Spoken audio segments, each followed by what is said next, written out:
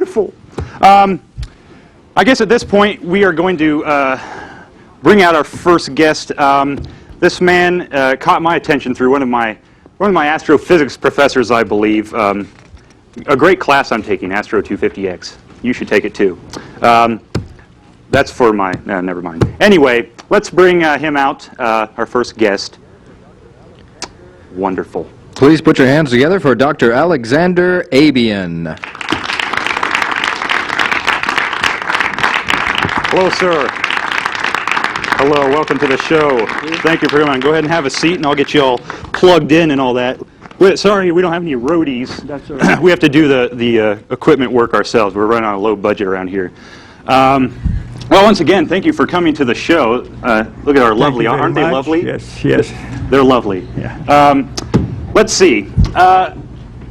I guess when people hear Dr. Abian, people think a certain thing, and I don't know whether you like this or not, but we're gonna have you explain why you achieved some press in the past and what that was all about, and give us a little intro into what was going on. Well, I'm here to say that it is time to radically change our mentality as far as celestial organization of our planet Earth and just the entire setup. We were brainwashed that the celestial organization of our cosmos is one of the optimal one, and it's a miracle of miracles. On the contrary, it is really a rotten and decaying setup. And there is not a single day, single hour that on the planet Earth there is a place when there is no catastrophe. Either tornadoes, either hurricanes, or the disastrous earthquakes, etc., etc. We were brainwashed by Newton and by Einstein as considering this whole, and by entire physical establishment, by considering that this orbit of the Earth is a majestic harmony of profound wisdom. There is nothing majestic about it. In fact, it has to be altered, and it has to be repaired. There is not a single day that we don't have disasters of all kinds: economical, geological, meteorological, health, and etc., etc. All of them are direct consequences of the setup of our planet Earth's cosmic setup. Now you realize those are some pretty strong statements. Very strong, and those I want to be stronger even. But yes. You know what? I totally agree, and I'd like to get a harumph from the audience, because that is. Let's have a harumph from the audience. Harumph for that stuff. I think that's great. That's good. Yeah. I mean, I agree what you're saying. You know, they come up with all these preconceived notions of how things are supposed to be, and it's not always true. Yes. No. What I'd like to, I mean, what kind of press did you get for your theories? Yes. Well, always naturally, there is, no matter when you introduce a radically new idea, always there is a rejection, always there is that new ideas are called heresies. And I don't know why people do not get rid of the slavish attitude of some kind of metaphysical worship of the celestial organization. There are disease, deadly disease, which are direct consequences of our celestial parameters. Whatever happens on the planet Earth, it is inextricably related to the orbit of the planet Earth, to the tilt of the planet Earth, and to its relation to the other celestial bodies. Of what else could there be a result of? I agree. I agree totally. Yeah. I think that's a marvelous notion. I understand what you're saying. I got one quick sidetrack question. Okay. If we were to jolt the moon and tilt the Earth's axis, Yes. what's going to happen to our set? What will happen to our set? It's a secondary, first of all, consideration. The first thing is what you said. Open our minds and be ready to take drastic measures of jolting the orbit of the planet Earth. If for that you need to get rid of the moon and to blow up the moon, blow it up. Blow it up. Yes. Totally. Yeah, totally, completely. Amen. Yes. Amen. That's Blow it beautiful. up, yes. I'm all for it. Yes. I'm all for it. And if that blowing up will jolt the planet Earth into an orbit which is less damaging to human species, do it. Yeah. Right on. Yeah. Huh. Yeah. Okay. Well, let's see. What do we run on time here? Well, anyway, you remember the other night when we got to. We're gonna show that video pack we got. Well, It sort of explains a little bit what this is all about. Yeah.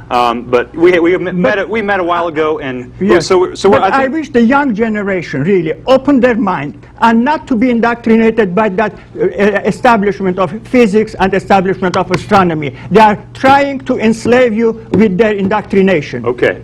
We're going to go to said pack at this point. It gives a little better explanation of these things. We'll come right back to you after that.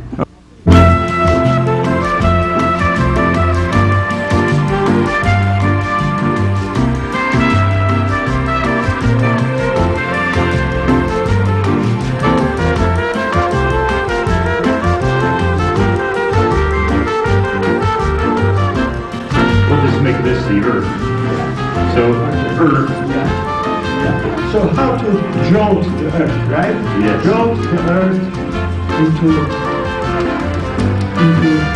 another orbit. But, you know, a stick, right?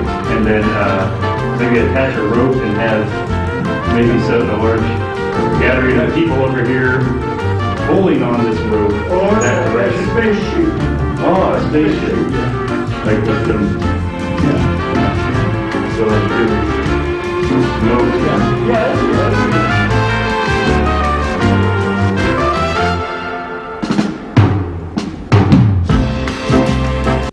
Oh, that was great.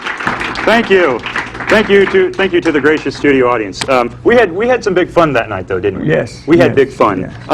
We got to go to a commercial here in a second. Okay. But we're going to come back and talk more with our good friend Dr. Alexander Abian after these lovely breaks, etc., etc. So we'll be back very soon. See you then. I hope you join us. I'm going to have some beverage or something.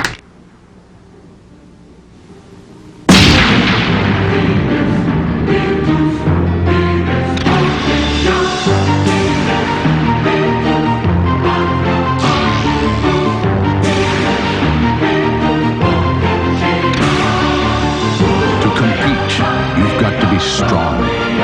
To win, you've got to be smart. Maybe you can be one of us, the few, the proud, the Marines.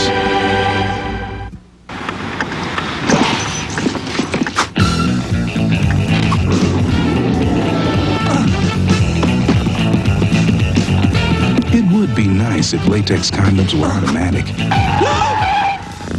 But since they're not, using them should be. Simply because a latex condom used consistently and correctly will prevent the spread of HIV.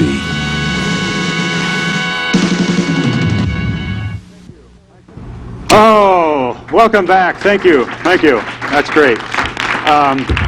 So anyway, okay. So Dr. Abian, we got some of your theories about jolting the moon and or not jolting. Sorry, I haven't been paying attention. Yeah. Jolting the Earth. Yeah. But Good, yeah. I hear you have some new theories. Yes. And would you like to tell us about your new theories? Yes. With all my criticism of the existent conditions on the planet Earth, with all the difficulties that we have during these 5 billion years, disease, famine, meteorological and geological catastrophe, still I say that the planet Earth is almost unique in having the ability of sustaining human life. I do not think, the statistic says that there are billion and billion and billion and billion solar systems, okay?